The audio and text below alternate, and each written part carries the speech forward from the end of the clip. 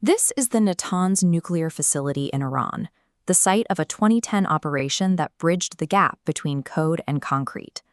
Intelligence agencies deployed a computer worm named Stuxnet, which physically destroyed uranium enrichment equipment, the first known instance of a cyber weapon causing real-world kinetic damage. Because Natanz was air-gapped, its systems were entirely disconnected from the internet. Attackers couldn't hack in remotely. Instead, they infected the laptops and USB drives of outside contractors. These soft targets unknowingly carried the malware through the front door and plugged it directly into the facility's isolated network. The worm was hunting for a specific technological bridge, Siemens Programmable Logic Controllers, or PLCs. These are the deterministic hardware components that govern physical machinery by translating digital instructions into mechanical movement. Stuxnet executed a two-pronged attack. It manipulated the PLCs to wildly alter the rotational speed of the uranium centrifuges, tearing them apart. Simultaneously, it intercepted the sensor data, feeding the human operators a continuous green light that hid the sabotage until the equipment was destroyed. This success relied on a hidden connection between digital logic and physical execution. The system accepted the malware's instructions as legitimate commands, acting on them without ever requiring a human to verify the actual state of the machinery. Today, tools like Claude Code integrate directly into the software development chain, moving past the browser window to handle sensitive automation across government and corporate layers. This chart references CVE 2025-59536. New research from Checkpoint revealed critical vulnerabilities in Claude Code that allow external actors to manipulate these new AI layers. The exploit targets mechanisms designed to streamline collaboration. Researchers found that simply opening a malicious project repository could trigger hidden, unauthorized background commands on a developer's machine without requiring further user consent. Once triggered, the attack could redirect API traffic to an attacker-controlled server. This allows for the theft of API keys and credential exposure before the human operator has even established trust in the project. When AI agents are given execution authority over enterprise infrastructure, they create the same automated pathways used by Stuxnet.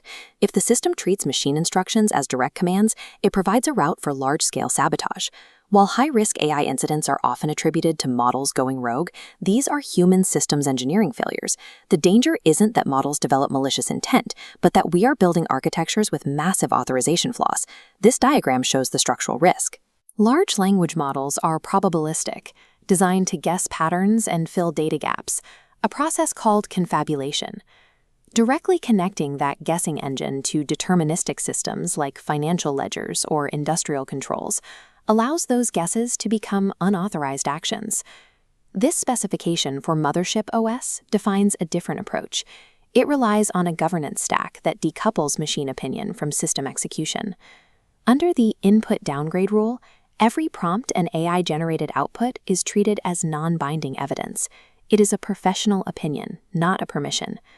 By categorizing machine reasoning as advisory only, the system ensures that a model attempting a catastrophic attack lacks the administrative privilege to initiate state changes. Mothership OS enforces this through topological isolation. It creates a hard boundary between the layers where AI thinks and the layers where the system executes. Layer 3A, the labs, is an isolated sandbox. This is the only place where creative, probabilistic AI brainstorming occurs. As shown here, all real-world proposals must move into Layer 3B, the Forge. This is a zero-AI deterministic compiler. It functions as a model-free corridor that strips away neural network activity before any action can reach the system core. If the AI attempts an action without verified logic, a state of Q equals 0, the null over-invention mechanism blocks it. The system is mathematically prohibited from guessing. It simply halts execution. The final gate is the human strike latch.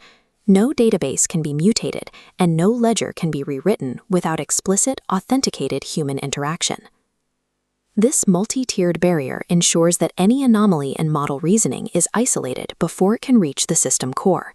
By denying the model administrative privilege, the architecture ensures the AI retains zero state mutation authority.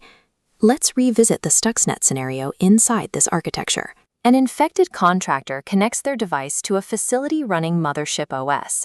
The malware attempts to hijack the facility's AI to generate an unauthorized command to alter the spin rates of the uranium centrifuges. This framework for the auditor subrole shows how the attack is caught. The auditor reviews the execution logs against locked operational goals. When it sees the AI attempting to bridge a missing data gap without authorization, it flags a violation. The Forge compiler emits a hard fail-closed block signal. Execution stops instantly, and the human operator is alerted. No physical damage occurs, and no fake telemetry is generated because the AI was never in control of the sensors.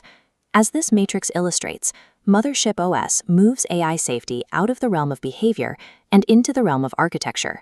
It provides a framework where machine reasoning is structurally subordinate to human oversight and legal authority.